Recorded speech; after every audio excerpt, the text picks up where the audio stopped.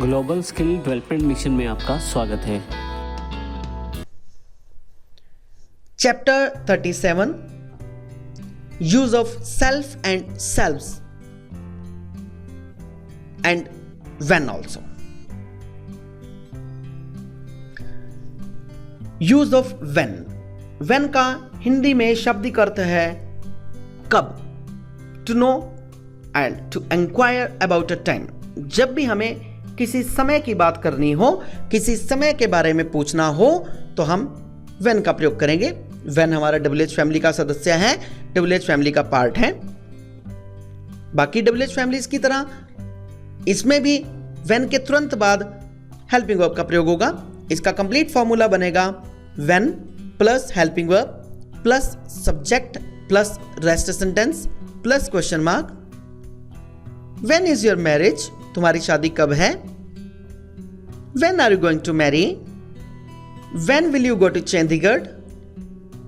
When is her birthday? When do you remember me? When did you quarrel with him? When police raid on that industry? When did you sell your shop? When does she get up? When do you get up? When have you returned from school? When was he writing a book? When had he left Yamunanagar? When will you get a job? When shall I see you again? Now the use of self and selves. Why there is the use of self and selves? Emphasis to prove that the work was, is and will be done by the subject only. Self and selves हमारे पास वो exercise है जिसमें इस चीज पर बल दिया जाता है कि जो भी कार्य किया गया है या जो भी कार्य किया जाता है या जो भी कार्य किया जाएगा। दोबारा से सुनिएगा, जो भी काम किया गया है यानी कि पास्ट की बात, या जो भी काम किया जाता है वर्तमान की बात, या फिर जो भी काम किया जाएगा यानी फ्यूचर की बात, वो केवल और केवल कर्ता द्वारा स्वयं ही किया जाएगा। ट्रांसलेशन के पॉइंट ऑफ व्यू से मैं आपको एक इसका सुझाव और देना चाहूंगा। हमारे हिंदी के किसी भी ऐसे वाक्य में जिसमें स्वयं या अपने आप या खुद, इन तीनों में से कोई एक शब्द हो, यानी कि दोबारा से सुनिए, स्वयं, खुद या अपने आप, इन तीनों में से कोई भी एक शब्द हो तो यह तय है कि वो हमारा रिफ्लेक्सिव प्रोनाउन वाला वाक्य है और उसमें सेल्फ या सेल्व्स का प्रयोग होगा।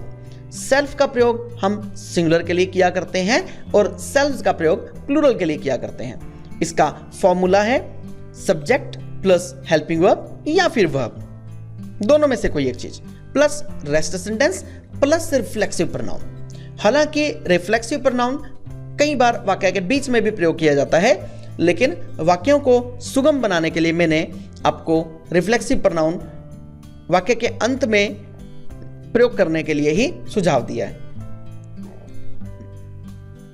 किस प्रोनाउन को, प्रोनाउन यानी सर्वनाम को, किस सर्वनाम को रिफ्लेक्सिव प्रोनाउन में किस प्रकार से बदला जाता है स्क्रीन पर देखेंगे। माय, माय को माय सेल्फ में, हिम को हिमसेल्फ में, हर को हर सेल्फ में, इट को इट सेल्फ में और वन को वन सेल्फ में। यानी कहने का मतलब यह हुआ, यदि हम my, him, her, it, one plus self लगा दें यदि हम इन सब के साथ, तो इस प्रकार से बन जाएगा my self, him self, her self, it self, one self, that's it. Your, your हमारे पास यदि सिंगुलर में हो, अब प्रश्न ये उठता है कि योर हमारा सिंगुलर में कैसे होगा, क्योंकि अभी आगे हमारे पास योर जो है प्लूरल में भी आएगा। सिंगुलर में ऐसा जिस प्रकार से हम किसी एक व्यक्ति के बारे में बात करें और उसके लिए हम तुम शब्द का प्रयोग करें, तो हमारे पास सिंगुलर के लिए योर का प्रयोग होगा या यू का प्रयोग होगा। कैसे? Your plus self is equal to your self singular के पॉइंट ऑफ व्यू से, our plus self is equal to our self. इसी प्रकार से योर प्लस सेल्फ yourselves, यहां पर your जो है एक से ज्यादा लोगों के लिए प्रयोग किया जा रहा है, इसलिए हमने yourselves में इसको कन्वर्ट किया. Them will be converted into themselves. Any male name as subject. यदि वाक्य में हमारे पास किसी मेल मेंबर का नाम दिया गया हो, मेल यानी एक पुरुषवाचक शब्द दिया हो, तो हम वहां पर हिमसेल्फ का प्रयोग करेंगे. यदि इसी प्रकार से किसी फीमेल का नेम दिया गया हो तो हम हरसेल्फ का प्रयोग करेंगे. Example, I washed my clothes my self. मैंने अपने कपड़े स्वयं धोए, या मैंने अपने कपड़े खुद धोए, या मैंने अपने कपड़े अपने आप धोए. Rudraksh takes bath himself. We cook ourselves. I'll take revenge myself. They are laughing at themselves. Kulvinder availed the opportunity herself. God help those who help themselves. They went to station themselves. You are deceiving yourself as a singular. You are deceiving yourselves as a plural. It broke itself. It blasted itself. He can ride the bike himself. They usually perform yajna themselves. She can go home herself. They may remember themselves. They will contest the election themselves. She is enjoying herself. Ramesh is taking the revenge himself. Situational conversational exercise. एक fruit shop पर एक customer में और एक shopkeeper में, यानी कि एक दुकानदार में और एक ग्राहक में किस प्रकार से बातचीत होती है उसके बारे में आप यहां पर डिस्कस करेंगे. Shopkeeper, good morning sir, how may I assist you? Customer, I want to purchase some banana. How much does banana cost? Shopkeeper, ₹30 per dozen. Customer, and apples? Shopkeeper, ₹80 per kilogram. Customer, okay, then pack 2 dozen bananas. Shopkeeper, okay. Weather discussion between two friends. दो मित्रों के बीच में मौसम से संबंधित बातचीत.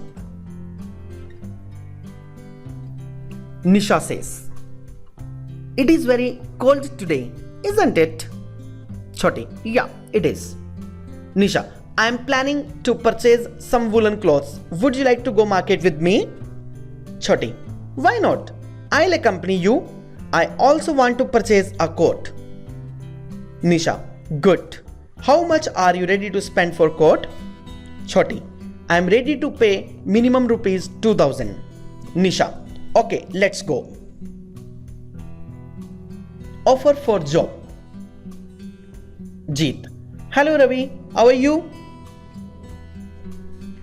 Deep, I am fine, thank you. What about you? Jeet, same here. Have you got the job? Deep, yeah, I have. Jeet, okay, actually there was a vacancy for fresher at Lakshmi Infotech and Education Point, Jagadri. Deep, it sounds good, but I have got the job before 2 days only. Jeet, okay, go ahead. End of chapter 37.